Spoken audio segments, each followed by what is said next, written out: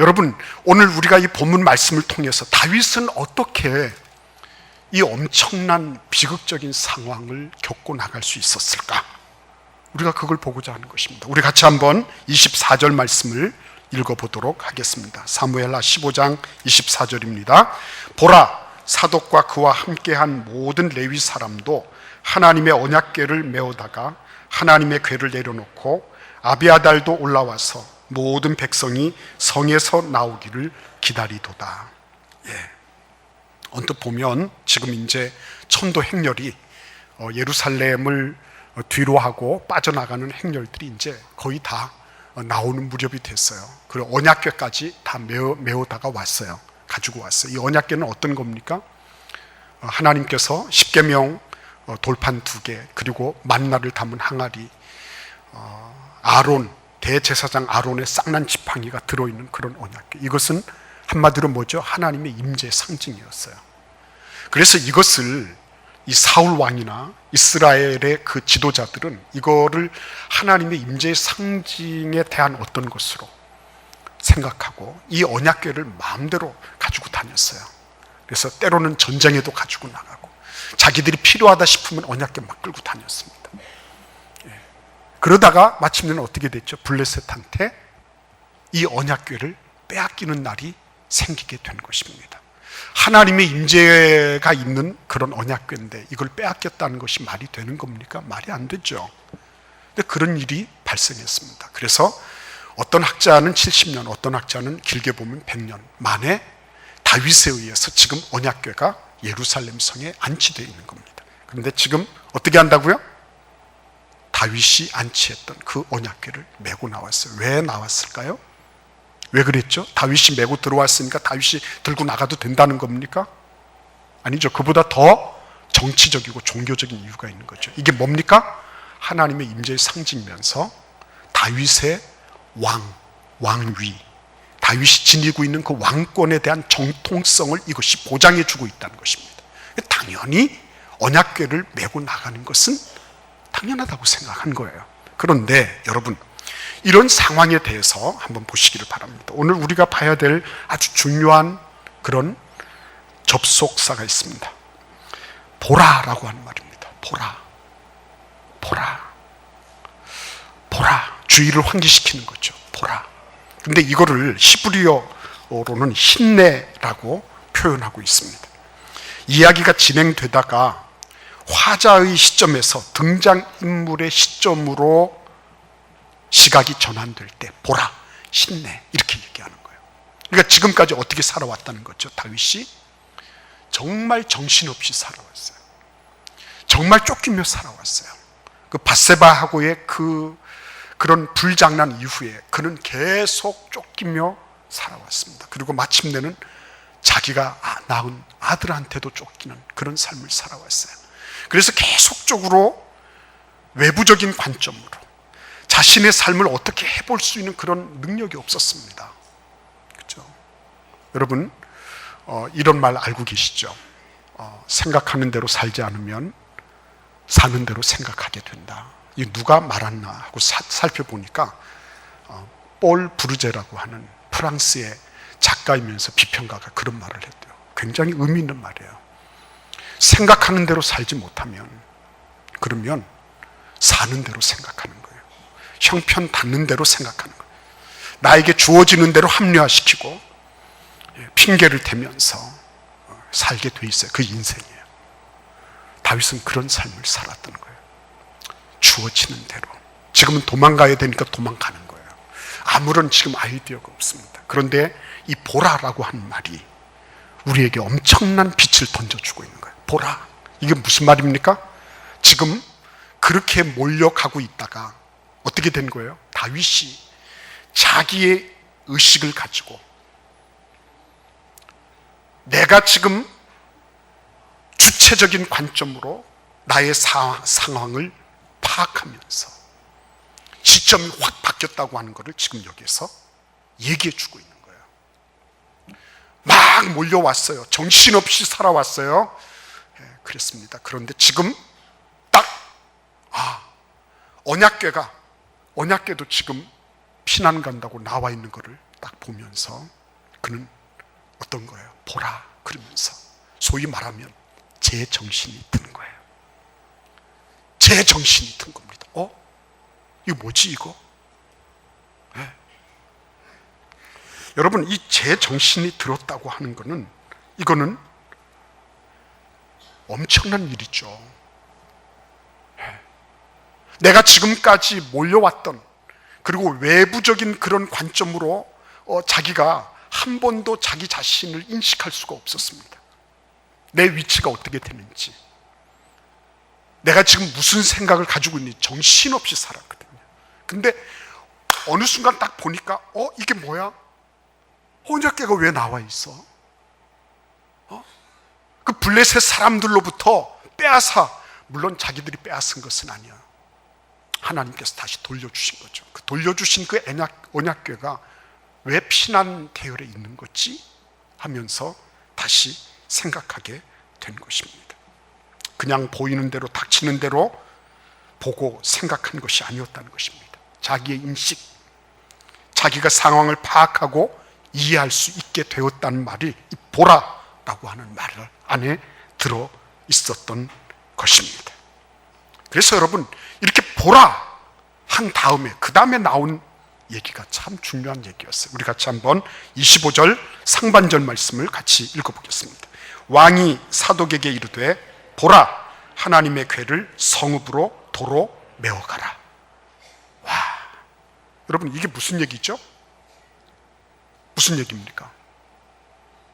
아니, 언약궤가 같이 가면 어떻다고요? 자기의 정통성이 딱 서게 되는 거예요. 그리고 만약에 언약궤를 예루살렘 성 안에 그대로 내버려 뒀다고 하면 이거는 압살롬 진영에 아주 좋은 반찬거리가 될 거예요. 다윗이 얼마나 급했으면, 아버지 왕이 얼마나 급했으면 그렇게 언약궤도 하나 들고 가지 못했냐, 이런 비아냥거림이 충분히 있을 수 있어요. 뿐만 아니라 더 나아가서 그래도 일말의 양심이 있어서 그런지 언약궤는 두고 갔구나. 언약궤는 봐라, 압살롬 이 아들 왕이 진짜 왕이다. 하나님의 언약궤가 있는 진짜 하나님의 세우신 왕이다. 이렇게 역선전을 당할 수 있는 위험이 있는 것입니다.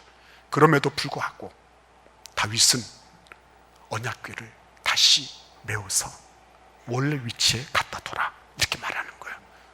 왜 그렇죠, 여러분? 왜 그렇습니까? 이게 왜 자기가 정신 차리고 난 다음에 맨 먼저 한 것이 이것이었다 그랬어요. 언약궤를 다시 돌려놓는 거예요. 이게 무슨 의미를 가지고 있는 것입니까? 이거죠, 여러분. 그동안에 다윗은 사사롭게 생각했어요. 자기에게 주어진 모든 것들을 개인의 소유 마냥 생각했어요. 부하의 아내도 내 소유인 것처럼 생각했어요. 자기가 할 수 있는 모든 것들, 왕으로서의 권세를 마음대로 할 수 있다고 쥐락펴락하며 살았어요. 근데 제정신이 딱 들고 나니까 뭐예요? 지금 언약궤가 누구를 위해서 부역하는 거예요? 자기의 왕권을 공고하게 하는 일을 위해서 지금 언약궤를 메어다가 또 가야 되는 그런 일이 되는 거예요. 그거 아니라는 거예요. 그거 아니다는 것입니다. 나의 이익과 나의 어떤 자기 중심적인 그런 것을 위해서 하나님의 언약궤가 이용되는 것, 나는 그거 못 보겠다는 것입니다. 공적인 신앙이 자라나는 순간이었어요. 이 순간이. 하나님, 그건 안 됩니다. 비록 압살롬이 이 언약궤를 어떻게 악용을 하든지 말든지 언약궤가 나 같은 존재를 위해서, 내가 내 왕권을 공고히 하는 그런 일을 위해서 수단화되면 절대로 안 됩니다. 이게 다윗의 생각이었어요. 예수님은 충분히 십자가를 거부하실 수 있었습니다. 그렇지만 예수님의 생각이 위대한 것이 뭐냐면 내 뜻대로 마옵시고 아버지의 뜻대로 하옵소서 하는 거였어요. 자신의 개인적이고 사적인 감정과 판단과 이런 것이 아니었습니다. 아버지의 뜻에 맞추고자 하는 거였어요. 이게 예수님의 공적인 신앙의 모습이었습니다. 나한테 맞으면 다 옳잖아요. 내 생각에 맞으면 그 사람 좋은 사람이에요. 틀려도 좋은 사람이에요. 내 생각에 맞지 않으면 그 사람이 아무리 옳아도 싫어요. 그게 인간입니다. 그런데 다윗은 지금 이 상황 속에서 자기에게 자기와 함께하면 얼마든지 좋은 거예요. 얼마든지 그렇게 한다고 해도 누가 뭐라고 할 사람 없어요. 왕이니까요. 다윗이 자기가 메고 들어온 거니까 괜찮아요. 그럼에도 불구하고 그는 공과 사를 구분하기 시작하는 것입니다. 그런 은혜가 우리에게 있기를 바라요. 우리에게 있기를 바라요, 여러분. 네. 여러분, 그래서 이렇게 실행에 옮기면서 같이 한번 그 말씀을 읽어볼까요? 25절에서 26절을 같이 읽어보겠습니다. 만일 내가 여호와 앞에서 은혜를 입으면 도로 나를 인도하사 내게 그 궤와 그 계신대를 보이시리라. 그러나 그가 이와 같이 말씀하시기를 내가 너를 기뻐하지 아니한다 하시면 종이 여기 있사오니 선이 여기시는 대로 내게 행하시옵소서. 여러분, 이게 지금 뭐죠? 네, 언약궤를 다시 도로 메어가라 그랬어요. 그리고 난 다음에 이렇게 생각하는 겁니다. 하나님, 언약궤를 내가 다시 볼 수 있게 된다면 참 고맙겠습니다. 무슨 얘기예요? 다시 예루살렘 성을 탈환할 수 있게 되면 참 그거는 너무너무 좋겠습니다. 그러나 그렇지 않다 할지라도, 내가 다시 하나님의 언약궤를 보지 못한다 할지라도 그것은 하나님의 선하심입니다. 주님의 뜻대로 하시옵소서. 뭐라는 거죠? 지금 하나님의 주권을 인정해 드리는 거예요. 하나님, 다시 내가 예루살렘 성으로 돌아와서 하나님의 언약궤를 내 두 눈으로 볼 수 있으면 좋겠습니다. 그러나 그렇지 않다 할지라도 나는 그것을 기꺼이 감내하겠습니다 하는 거예요. 하나님의 주권을 완전히 오롯이 받아들이는 거죠. 여러분, 이게 반전이 될 줄 누가 알았겠어요? 여러분, 우리가 한번 그 다음 말씀을 같이 읽어보겠습니다. 31절 말씀 같이 읽겠습니다. 어떤 사람이 다윗에게 알리되 압살롬과 함께 모반한 자들 가운데 아히도벨이 있나이다 하니 다윗이 이르되 여호와여 원하옵건대 아히도벨의 모략을 어리석게 하옵소서 하니라. 아멘. 아히도벨은 원래 다윗의 자문이었죠. 근데 지금 아들 편에 가서 섰습니다. 손바닥 뒤집듯이 왔다 갔다 하는 게 인간 세상이죠. 예, 그렇게 됐어요. 분통이 터지겠죠. 그리고 참 씁쓸한 배신감, 이런 거를 느꼈겠죠. 근데 지금 다윗이 어떻게 하고 있습니까? 그 소식을 들으면서 어떻게 해요? 하나님께 아히도벨의 모략을 어리석게 하옵소서 기도하고 있어요.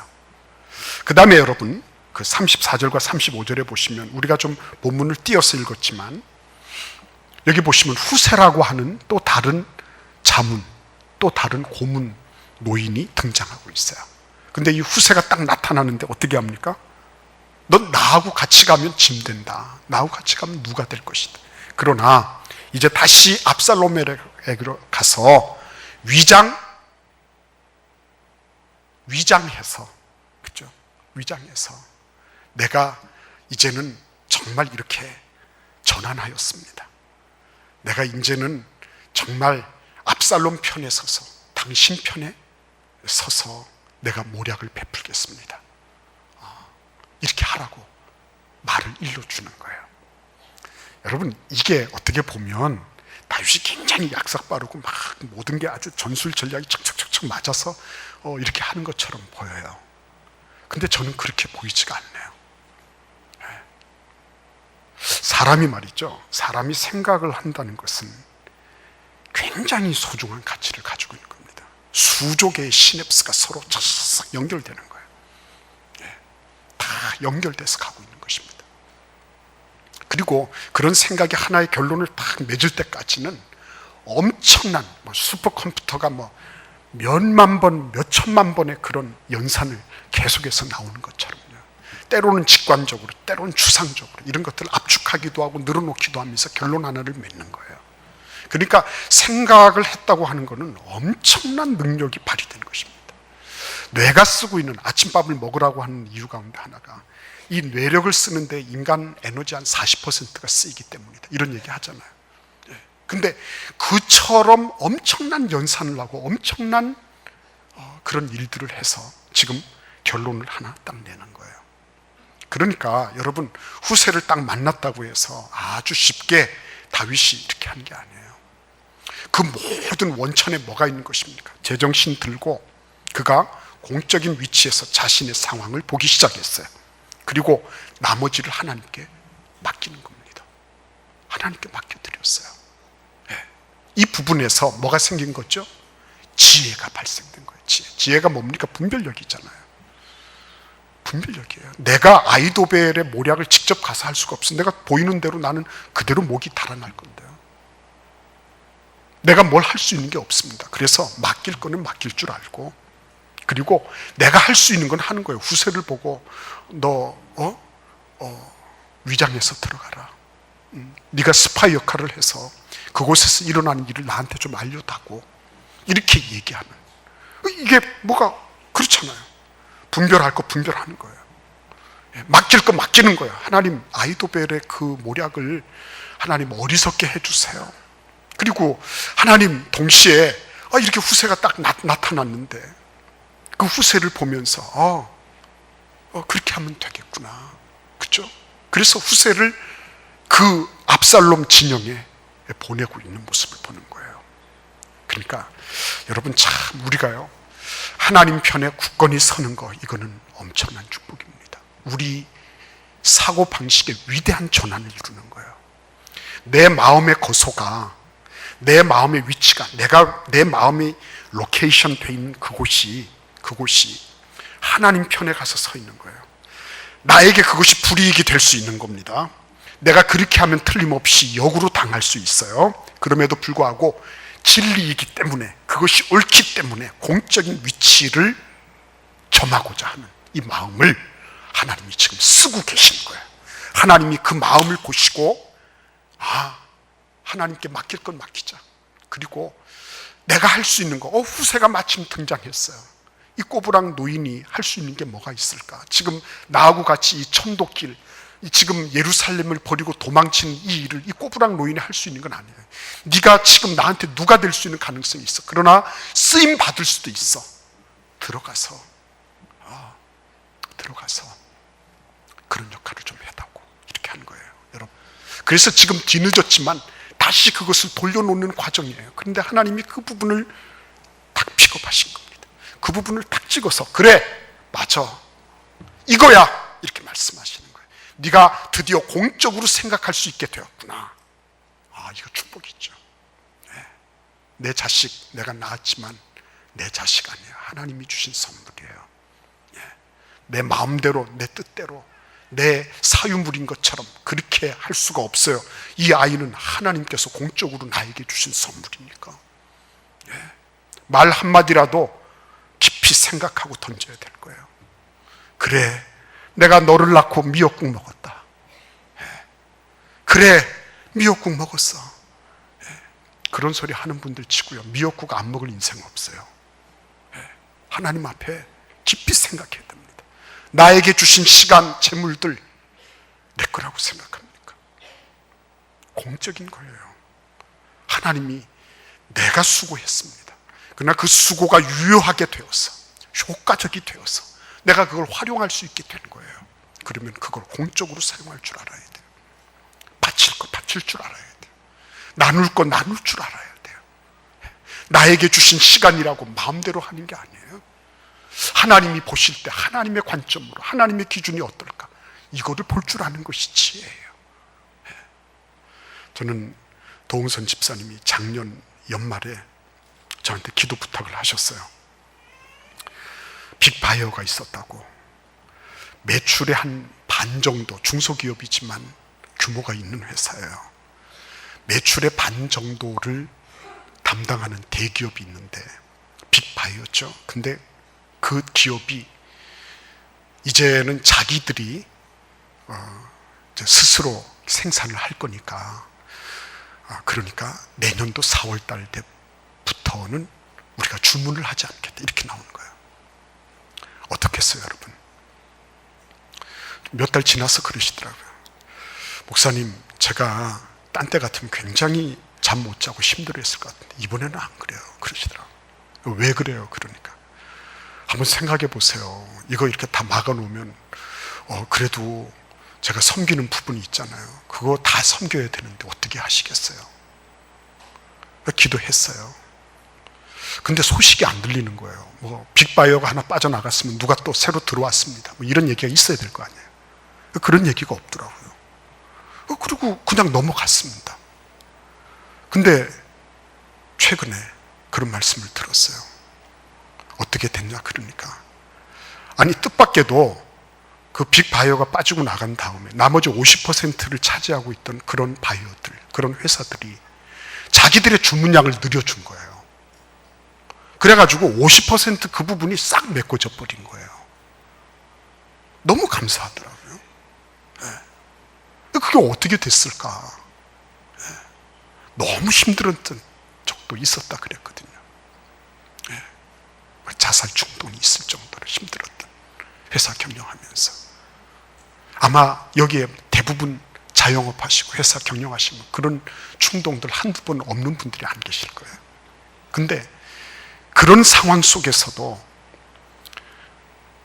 어저께 장례식 때 오셨던 그 배 교수님 그런 말씀하시죠. 가난한 신학생들 많이 도우셨다고. 가난한 신학생들, 교역자들, 힘들어하는 그런 이웃들 많이 도왔다고. 근데 그게 한결같았어요. 누가 나한테 피드백이 있고 뭐 이래서 알아주고 그래서 뭐 이렇게 좀 하고, 그게 아니었어요. 한결같았어요. 그러니까 말 그대로 옳은 생각을 따라서 사신 분이에요. 사는 대로 생각하는 분이 아니고, 그래서 살았어요. 제가 그걸 보면서 그래, 참 하나님께서 그 생각도 농축되게 하셨구나, 농밀하게 해주셨구나. 그런 생각들을 이렇게 계속 이어갈 수 있도록, 알든지 모르든지 상관없어요. 목사가 뭐 이렇게 뭐 피드백을 해줬든지 안 줬든지 관계가 없어요. 그거 소중한 거 아니야, 중요한 거 아니야. 그보다 더 중요한 것은 하나님 앞에 나에게 주신 이 모든 것들이 공적이라는 것, 하나님이 이것을 공적으로 사용하라고 나에게 주셨다는 것, 그것을 인식했다는 것이죠. 그게 중요하다는 거죠. 오늘 다윗은 이 일을 통해서 위대한 반전을 이룹니다. 다시 그는 나라를 되찾고 예루살렘을 탈환하고 그렇게 기뻐하고 즐거워하면서 모셔드렸던 언약궤를 자신의 눈으로 다시 목도할 수 있게 되었습니다. 우리의 마음의 거소, 내 마음의 위치, 우리가 점검해야 되지 않겠습니까? 내 마음의 위치가 사사롭고 이기적이고 자기 중심적인 것으로부터 하나님께로 나아갔을 때 하나님께서 주셨던 다윗의 회복과 같이 우리의 생애 속에서도 위대한 회복의 역사가 있게 하실 줄 믿습니다. 같이 기도하겠습니다.